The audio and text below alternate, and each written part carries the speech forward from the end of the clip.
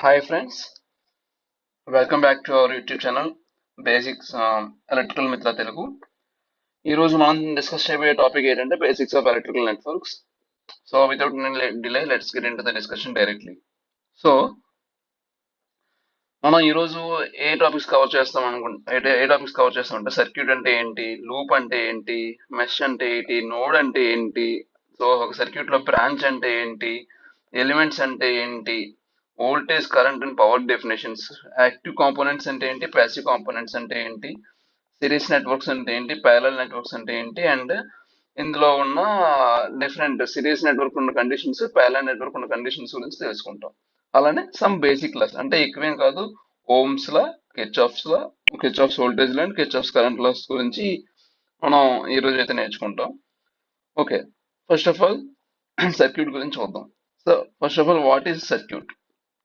Definition పరంగా చూసుకుంటే circuit can be defined as a circular path in which electrons flow from voltage or current source. Suppose మనం దీన్ని ఒక example, ఇది ఒక సర్క్యూట్ కి ఎగ్జాంపుల్ అండి. సో ఇది ఒక వోల్టేజ్ సోర్స్, ఇది ఒక వోల్టేజ్ సోర్స్, ఇది ఒక ఇందులోని ఎలక్ట్రాన్స్ అనేవి ఈ విధంగా ఫ్లో అవుతున్నాయి. So we can say it is a circuit simply, just basic understanding అంతే. సో ఎలక్ట్రాన్స్ ఫ్లో ఏంటంటారు, కరెంట్. సో ఇది దేనికి ఎగ్జాంపుల్ అండి, క్లోజ్డ్ సర్క్యూట్ కి ఎగ్జాంపుల్. క్లోజ్డ్ సర్క్యూట్ లో మాత్రమే కరెంట్ ఫ్లో అవుతుంది. సో బేసిక్ గా సర్క్యూట్ ని టూ పార్ట్స్ గా డివైడ్ చేస్తారు. ఏంటది, క్లాసిఫై చేస్తారు, ఎలక్ట్రికల్ సర్క్యూట్ ఒకటి, ఎలక్ట్రానిక్ సర్క్యూట్.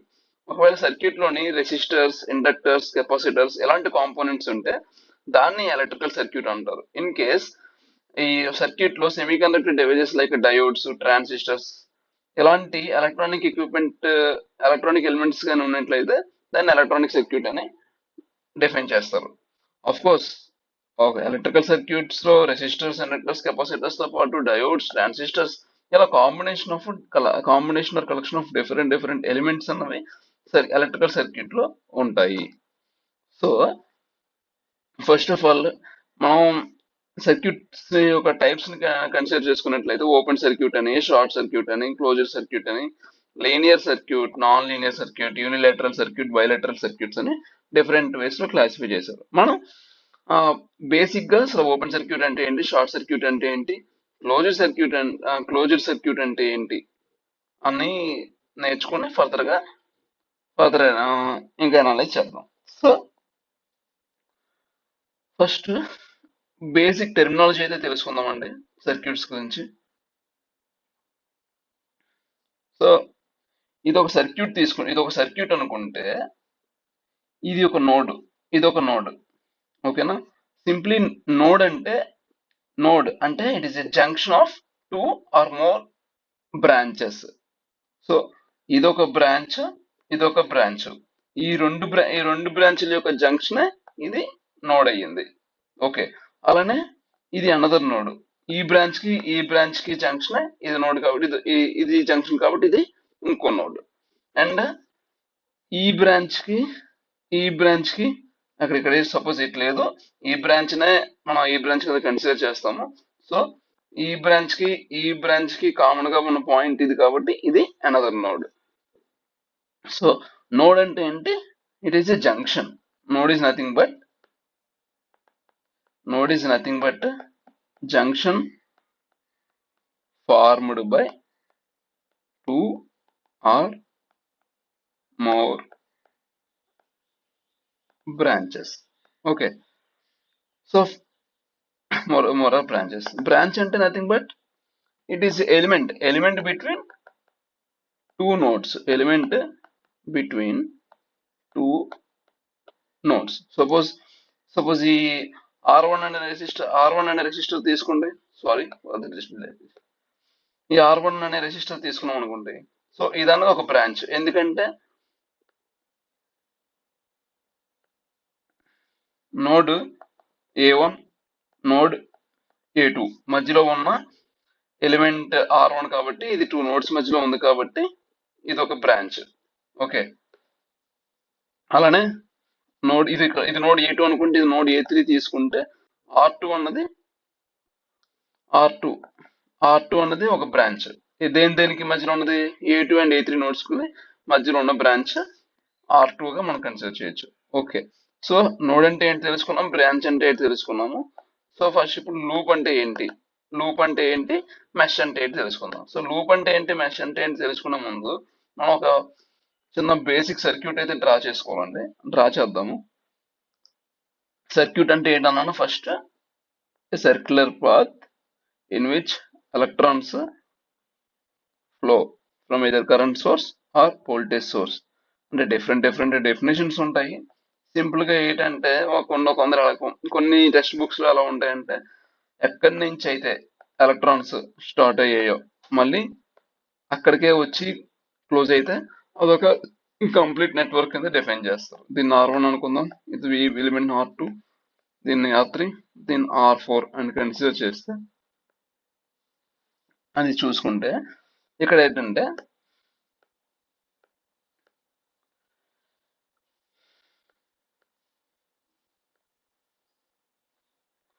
సో దేని గురించి మాట్లాడుతున్నాం, లూప్ అండ్ మెష్ గురించి. మెష్ అంటే it is special type of loop, so loop గురించి. లూప్ ఇదొక లూప్, ఇదొక లూప్, ఇదొక loop. Loop is nothing but A closed loop. Loop అంటే క్లోజ్డ్ పాత్ ఇన్ సర్క్యూట్. అంటే ఒక నోడ్ దగ్గర స్టార్ట్ అయ్యి మళ్ళీ కూడా అదే నోడ్కి ట్రావెల్ చేయడం, కంప్లీట్ గా ట్రావెల్ చేసి వస్తే, ట్రావెల్ చేయగలిగినట్లయితే అదొక లూప్ అని చెప్పొచ్చు. సపోజ్ ఈ నోడ్ ఏ అనుకుందాం, బి అనుకుందాం, ఇది సి అనుకుంటే, ఇది డి అనుకుంటే, సో ఈ లూప్ ఏంటి, A B C D and then again A. ఇది ఒక లూప్. అలానే సపోజ్ ఇది ఒక ఫస్ట్ లూప్ అనుకుంటే, సెకండ్ లూప్ చూసుకుంటే, second loop A B D A. This is another loop. Third loop చూసుకుంటే B C okay D B. ఇది another loop, ఇది థర్డ్ లూప్. సో మెష్ కి లూప్ కి డిఫరెన్స్ చూసుకుంటే, సపోజ్ ఇప్పుడు లూప్ 1 తీసుకున్నాం కదా, ఈ లూప్ ఉన్నదండి ఏ. ఈ లూప్ 1 లో ఇంకో 2 లూప్స్ ఉన్నాయి, లూప్ 2, లూప్ 3. ఈ 2 లూప్స్ లూప్ 1 లో ఉన్నాయి. అప్పుడు ఈ లూప్ 1 అనేది మెష్ అవ్వదు. సో సింపుల్ గా మెష్ అంటే ఏంటంటే, mesh is a special type of loop in which no other loops are there. So ఇప్పుడు సపోజ్ సెకండ్ లూప్ తీసుకున్నాం, ఏబిడిఏ. ఈ సెకండ్ లూప్ తీసుకున్నాం, ఇందులో ఇంకో లూప్ ఏదైనా ఉందా, ఇంకో పాత్ ఏదైనా ఉందా, లేదు. So it is also called as mesh 1, దీన్ని మెష్ 2 అని కూడా అంటారు. ఓకే, సో లూప్ కి మెష్ కి తేడా అయితే తెలిసింది.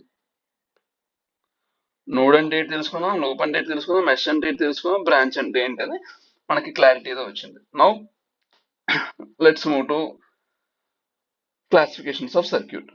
సో ఓపెన్ సర్క్యూట్ అంటే నథింగ్ బట్, జస్ట్ పేర్లోనే ఉంది, ఇంకేం లేదు. సర్క్యూట్ కంప్లీట్ గా క్లోజ్ అయి ఉండదు, ఎక్కడో దగ్గర బ్రేక్ అయిపోతుంటది. అంటే కరెంట్ ఫ్లోకి ఆప్షన్ అనేది లేదు. సో ఇందులో 0 amps ఫ్లో అవుతుంది అని చెప్పొచ్చు. ఓపెన్ సర్క్యూట్ లో 0 amps ఫ్లో అవుతుంది. సర్క్యూట్ కంప్లీట్ క్లోజ్ ఉండదు, నో క్లోజింగ్.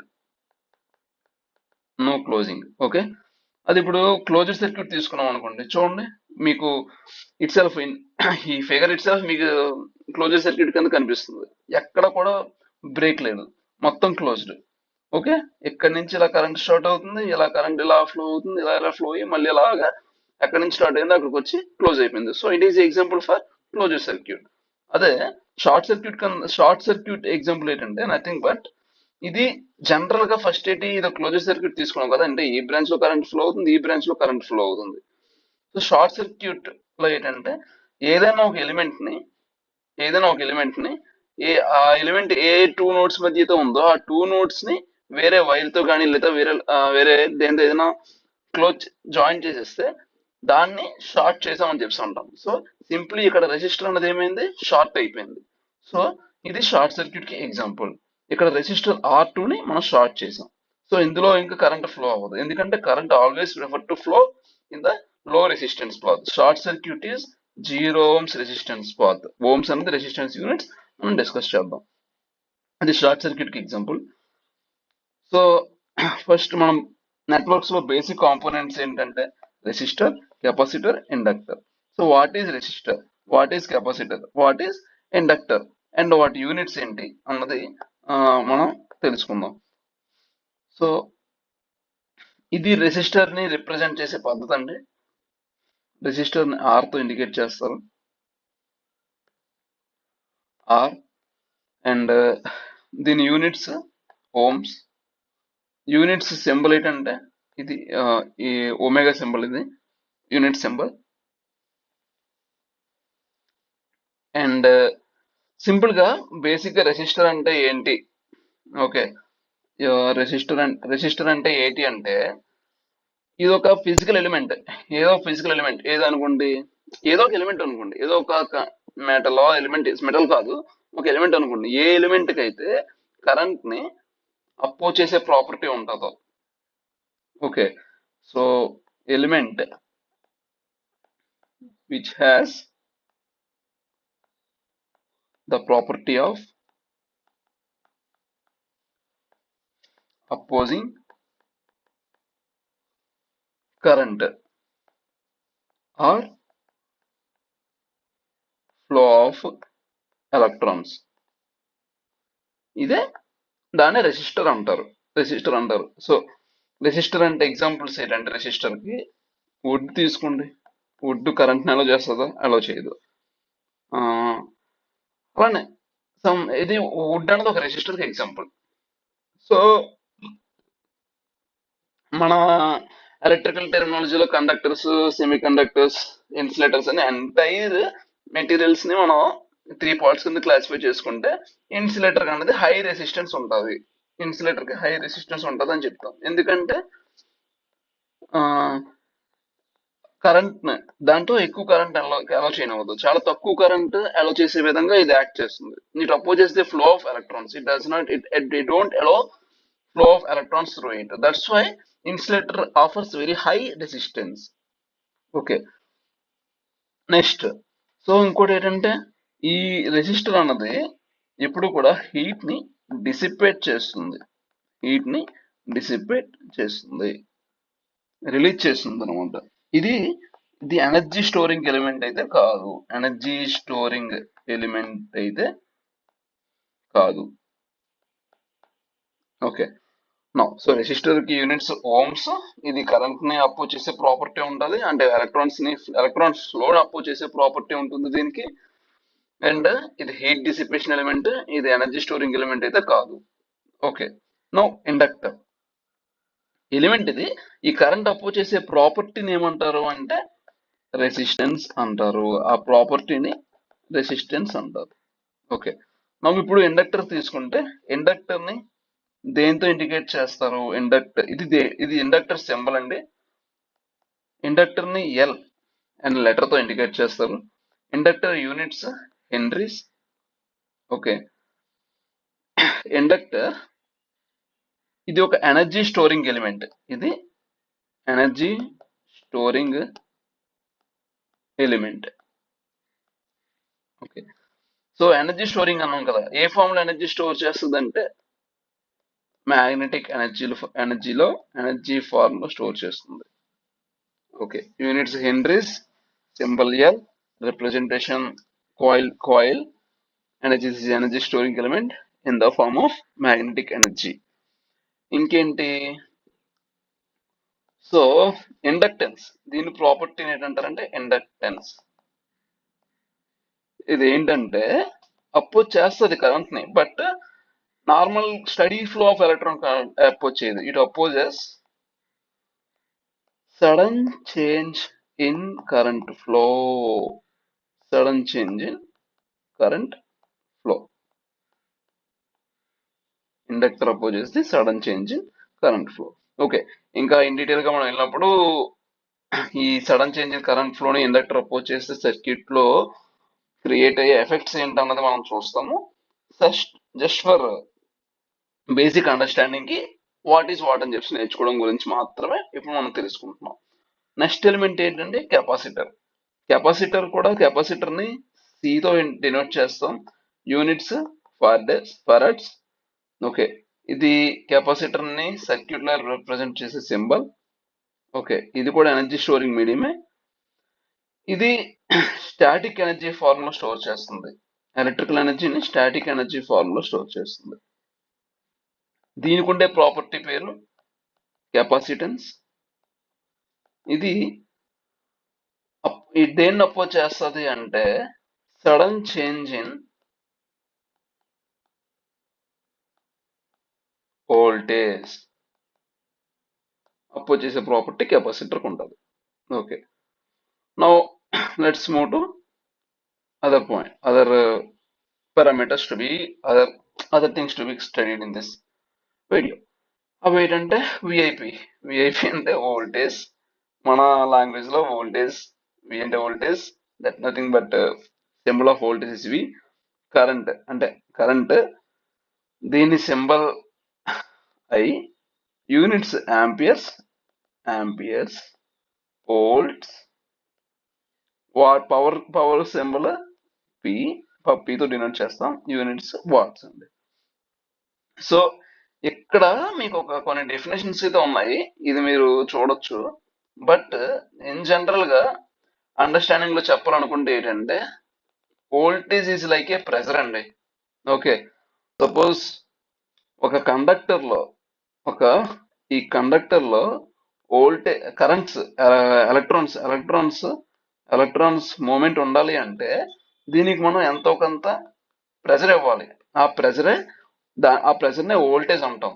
మన ఓల్డ్ స్కూల్ లాంగ్వేజ్ లో నేర్చుకోవాలనుకుంటే it is nothing but EMF అంటే electromotive force. That means the force which causes motion of electrons is nothing but electromotive force. Simple, మనం simple normal understanding లో చెప్పాలంటే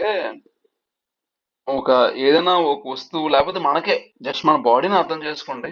normal గా ఉంటే ఒకలా ఉంటాము, మన మీద ఎవరైనా ప్రెజర్ అప్లై చేస్తే మన బాడీలో కొన్ని చేంజెస్ క్రియేట్ అవుతాయి. ఓకే, ఆ చేంజెస్ ఇక్కడ ఎలక్ట్రాన్స్ ఫ్లో అండ్ ఆ ప్రెజరే ఇక్కడ వోల్టేజ్. సో సింపుల్ అండర్స్టాండింగ్, నేను ఈ విధంగా మంచిగా అర్థం చేసుకుని చదువుకుంటాను. సో మీకు కూడా ఇదే విధంగా చెప్తే అర్థమవుతుందని మీకు అలా చెప్పాను.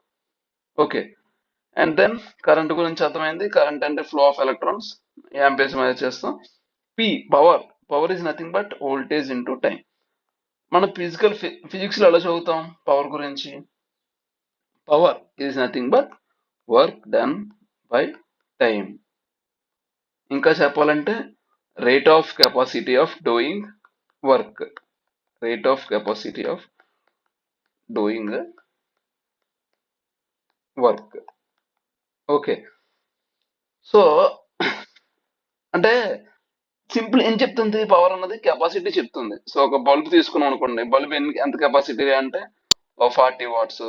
లేకపోతే ఫ్యాన్ తీసుకుంటే 80 వాట్స్.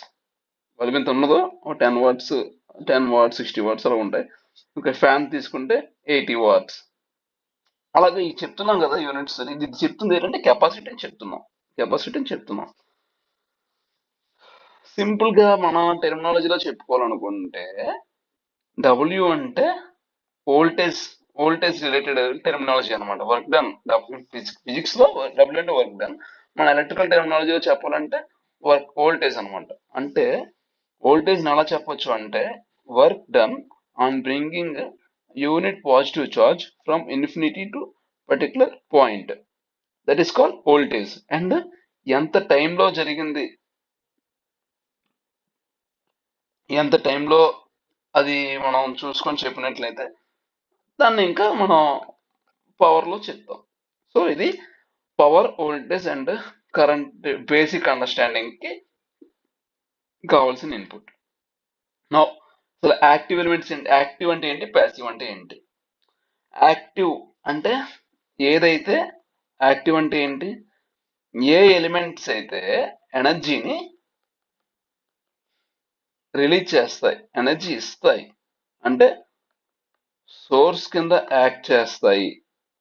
సోర్స్ కింద acts as a source. A elements అయితే సోర్స్ కింద యాక్ట్ చేస్తాయో వాటిని యాక్టివ్ ఎలిమెంట్స్ అంటాం.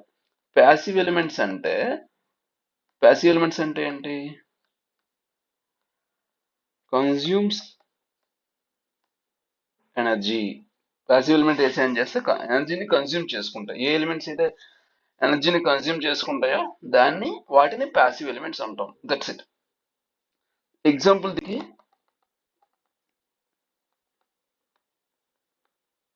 బ్యాటరీ, ఎందుకంటే వోల్టేజ్ మనకి ప్రొవైడ్ చేస్తుంది, ఇది ఒక సోర్స్ కింద యాక్ట్ చేస్తుంది. So this is active element.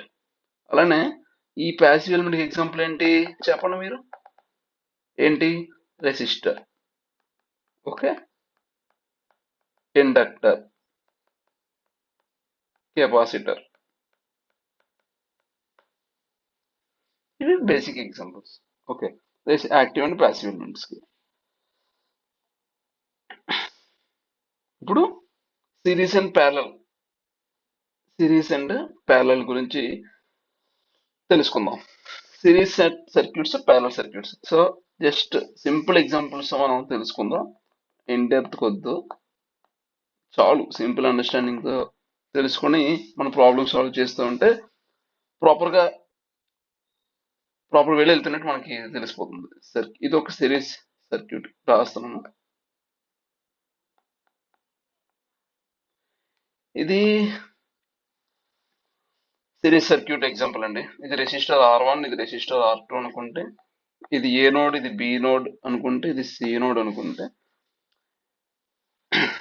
So ఇక్కడ ఏం జరిగింది, రెసిస్టర్ R1 లో ఏబి నోడ్స్ ఉంటాయి కదా, ఏబి నోడ్స్. ఇది ఫస్ట్ నోడ్, ఇది ఎండింగ్ నోడ్ అనుకుంటే, ఈ రెసిస్టర్ కి ఇది ఫస్ట్ నోడ్, ఇది ఎండింగ్ నోడ్. రెసిస్టర్ R2 తీసుకుంటే ఈ రెసిస్టర్ కి బి అన్నది ఫస్ట్ నోడ్, సి అన్నది ఎండింగ్ నోడ్. అంటే ఇక్కడ ఎండ్ నోడ్, ఇక్కడ ఫస్ట్ నోడ్. సో సిరీస్ లో ఏం చేస్తాము, ఒక ఎలిమెంట్ యొక్క ఎండ్ ని ఇంకో ఎలిమెంట్ యొక్క ఫస్ట్ నోడ్ తో జాయిన్ చేస్తే అది సిరీస్ నెట్వర్క్. నెక్స్ట్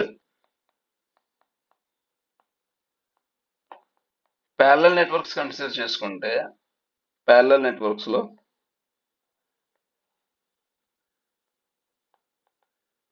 ఇది బేసిక్ ప్యారలల్ నెట్వర్క్స్ అండి.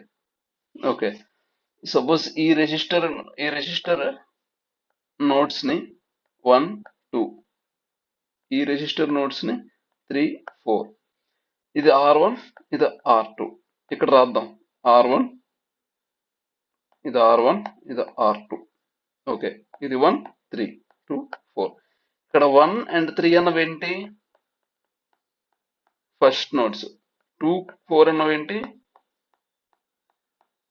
End nodes. సో ఇక్కడ ఏం జరిగింది, ప్యారలల్ లో ఫస్ట్ నోడ్స్ ని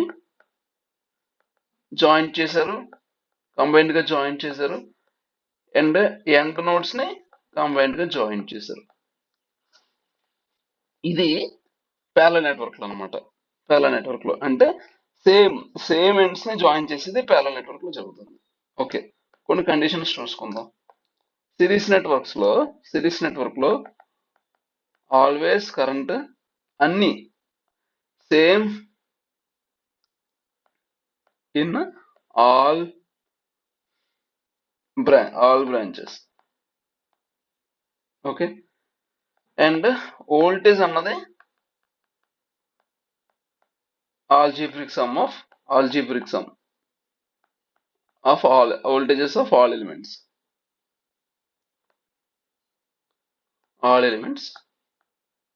voltages. అదే ఇన్ కేసు మనం ప్యారలల్ లో చూసినట్లయితే I అన్నది I1 plus I2 plus I3, nothing but some of currents in all the branches, and voltage same గా ఉంటుంది, V1 V2 V3. దాన్ని ఎలా రిప్రజెంట్ చేయాలనుకుంటే ఇక్కడ V ఉంటుంది, ఇక్కడ V ఉంటుంది, బట్ ఇక్కడ I1, ఇక్కడ I2, ఇది I, nothing but I1 plus I2. And ఇది చూసుకుంటే ఇక్కడ IA ఫ్లో అవుతుంది, ఇక్కడ IA ఫ్లో అవుతుంది, బట్ ఇక్కడ V1, ఇక్కడ V2. So V is equal to V1 plus V2. ఇది సిరీస్. ఇది basic series and parallel network గురించి అండి. Okay, let's move.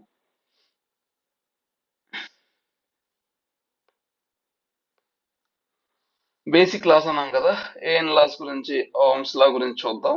అందులోనే కిర్చాఫ్స్ లాస్ గురించి చూద్దాం. ఓమ్స్ లా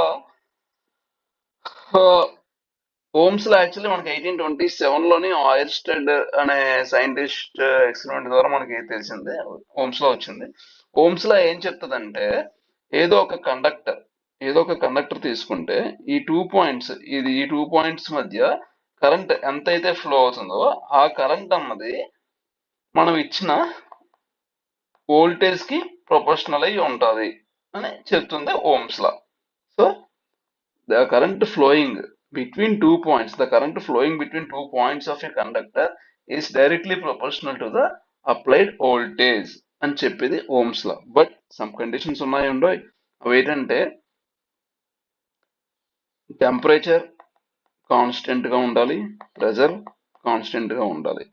ఈ కండిషన్స్ లో ఓమ్స్ లా ఏం చెప్తుంది, current flowing through a conductor is directly proportional to the voltage applied across 2 points of A conductor. Conductor అంటే ఏంటి, which has the property of allowing the electrons to flow through it, అది conductor. Okay, ఇది ఇది resistance.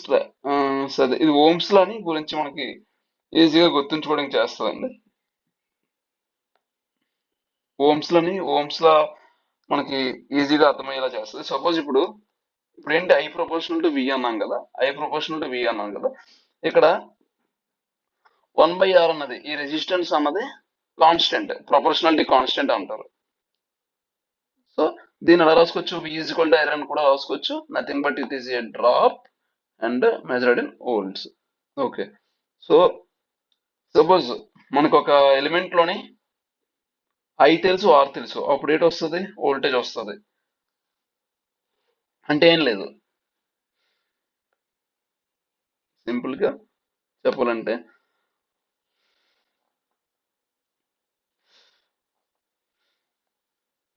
Are ఏదైతే కావాలో అది close చేయండి. Resistance are కావాలనుకుంటే ఏంటి, న్యూమరేటర్ లో వి, డినోమినేటర్ లో ఐ, అంటే వి బై ఐ. ఇప్పుడు value of current I, suppose 1 minute, మనకి కరెంట్ వాల్యూ కావాలనుకుంటే వి బై ఆర్. అదే వోల్టేజ్ వాల్యూ కావాలనుకుంటే ఇది వి క్లోజ్ చేస్తే ఐ ఇంటూ ఆర్. సో ఇదే ఈ ఓమ్స్ లా ట్రయాంగిల్ చెప్తుంది. దీనికి కొన్ని లిమిటేషన్స్ ఉన్నాయి. ఆ లిమిటేషన్స్ ఏంటంటే, ఇది సెమీ కండక్టర్ డివైజెస్ కి అప్లై చేయలేము, సెమీ కండక్టర్ డివైజెస్ కి అప్లై కాదు. అంటే ట్రాన్సిస్టర్స్, ఫెట్స్, డయోడ్స్ కి ఈ ఓమ్స్ లా అప్లికేబుల్ కాదు. అలానే వాక్యూమ్ ట్యూబ్స్ కూడా ఈ ఓమ్స్ లా అప్లికేబుల్ అవ్వదు. And temperature, pressure constant maintain అయితేనే ఓమ్స్ లా అప్లికేబుల్ అవుతుంది, అదర్వైజ్ ఓమ్స్ లా అప్లికేబుల్ అవ్వదు. ఇవే లిమిటేషన్స్.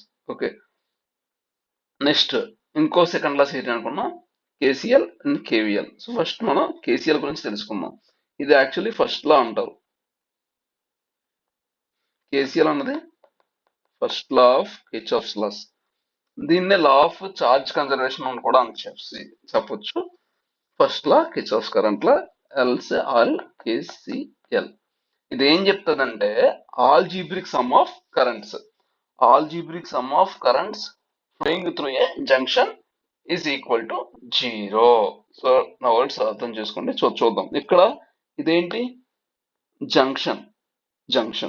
మనం ఏం చేద్దామంటే, ఇప్పుడు ఆల్జీబ్రిక్ సమ్ అంటే ఒక మీనింగ్ ఉంది దానికి. ఏంటంటే, సో ఏదైతే జంక్షన్ ఎంటర్ అవుతుందో దానికి ప్లస్ సింబల్ ఇద్దాం, జంక్షన్ లీవ్ అవుతుందో కరెంట్ దానికి మైనస్ సింబల్ ఇచ్చుకుంటే, ఇప్పుడు ఆల్జీబ్రిక్ సమ్ ఎలా తెలుసుకోవచ్చు, ఇక్కడ చెప్పండి. First of all, A A A currents junction లోకి ఎంటర్ అవుతున్నాయి, I1 ప్లస్, ఎందుకంటే ఇది ఎంటర్ అవుతున్నాయి కాబట్టి పాజిటివ్ తీసుకుంటాం, I2 and then I5. Leave అవుతున్న కరెంట్స్ ఏంటి, -I3 -I4 is equal to 0. ఇదేంటి ఆల్జీబ్రిక్ సమ్ అంటే, ఇదే నథింగ్ బట్. ఇది కేసీఎల్. ఇది కేవీఎల్. ఇదేంటంటే, ఆల్జీ ఫస్ట్ కేవీఎల్ అంటే కిర్చాఫ్స్ వోల్టేజ్ లా, దాన్ని కేవీఎల్ అని కూడా అంటాము. ఇది సెకండ్ లా అండి, కిర్చాఫ్స్ లాస్ లోని. ఇది conservation of energy, law of conservation of energy లా అని కూడా చెప్పొచ్చు కేవీఎల్ ని. ఇది ఏం చెప్తుందంటే algebraic some of voltage drops in a circuit is zero. Zero. ఇక్కడ కూడా మీరు ఒక సపోజ్ ఎలా ఆల్జీబ్రిక్ సమ్ చేస్తారు అనుకో, అక్కడ ఎలా అయితే ఒక plus minus leaving entering junctions మనం ఇచ్చుకున్నామో, ఇక్కడ కూడా అలానే ఇచ్చుకోవచ్చు. ఎలా చేస్తామంటే ఒక లూప్ తీసుకోవాలి, అంటే ఒక డైరెక్షన్ మనం డిసైడ్ అవ్వాలి. ఆ డైరెక్షన్ లోనే సేమ్ అన్ని ఎలిమెంట్స్ లో కూడా సేమ్ డైరెక్షన్ ఫాలో అయితే పాజిటివ్, ఎక్కడైతే రివర్స్ ఫాలో అవుతుందో అది అక్కడ నెగిటివ్ తీసుకోవాలి. ఓకే, ఇక్కడ రెసిస్టెన్స్ R1, ఇది resistance R2, resistance R3. So ఇది ఏబి, ఇది ఏబి. ఓకే, ఇది సిడి రెసిస్టెన్స్, ఇది ఈఎఫ్ రెసిస్టెన్స్. సో ఈ రెసిస్టర్ లో ఫస్ట్ నోడ్ దగ్గర ఎంటర్ అవుతుంది కరెంట్, ఫస్ట్ నోడ్ దగ్గర కరెంట్ ఎంటర్ అవుతుంది. ఈ రెసిస్టర్ లో సేమ్ ఈ రెసిస్టర్ యొక్క ఫస్ట్ నోడ్ దగ్గర ఎంటర్ అవుతుంది, ఈ రెసిస్టర్ దగ్గర యొక్క ఫస్ట్ నోడ్ దగ్గర ఎంటర్ అవుతుంది. బట్ ఇక్కడ సోర్స్ తీసుకుంటే సోర్స్ దగ్గర నుంచి లీవ్ అవుతుంది. సో ఎంట్రీస్ కి ప్లస్, లీవింగ్ కి మైనస్ ఇచ్చుకుంటే ఎలా చెప్పాం ఇప్పుడు, IR1 వోల్టేజ్ డ్రాప్స్ అన్నాం కదా. Voltage drop is nothing but current flowing through that element into resistance of that element. ఇది సిరీస్ కదా, సిరీస్ నెట్వర్క్ కరెంట్ సేమ్ కదా. So same current flowing through all elements. So algebraic some తీసుకుంటే ప్రతి resistance లో కూడా current flow అనేది same direction. So IR1, IR2, IR3. But ఇక్కడ source దగ్గరకు వచ్చేసరికి అక్కడ నుంచి కరెంట్ లీవ్ అవుతుంది కాబట్టి దానికి minus is equal to 0. Nothing but V is equal to IR1 plus IR2 plus IR3. దీనికి మనం ఇక్కడ కామన్ గా I తీస్తే VI is equal to R1 plus R2 plus R3. VI అంటే nothing but resistance as per Ohm's law. అది ఇక్కడ మీకు ఏంటి అర్థమైంది, సిరీస్ నెట్వర్క్ లో ఈక్వలెంట్ రెసిస్టెన్స్ అన్నది ఆల్ రెసిస్టెన్స్ ని యాడ్ చేస్తే వచ్చేది ఈక్వలెంట్ రెసిస్టెన్స్. అదే ఇన్ కేస్ ఆఫ్ మనం ప్యారలల్ నెట్వర్క్ లో చూసుకున్నాం అనుకోండి, ఇక్కడ ప్యారలల్ నెట్వర్క్ లో ఏంటి, ఇది I is equal to I1 plus I2. I1 అంటే V by R1 by V by R2. ఇక్కడ V కామన్ తీస్తే 1 by R1 plus 1 by R2. Nothing but I by V is equal to 1 by R equivalent is equal to 1 by R1 plus 1 by R2. ఇది ఏంటికి indicate చేస్తుంది, parallel network లో equivalent resistance formula. Okay, so మనకి KVL కేసులు కూడా discuss చేసాం.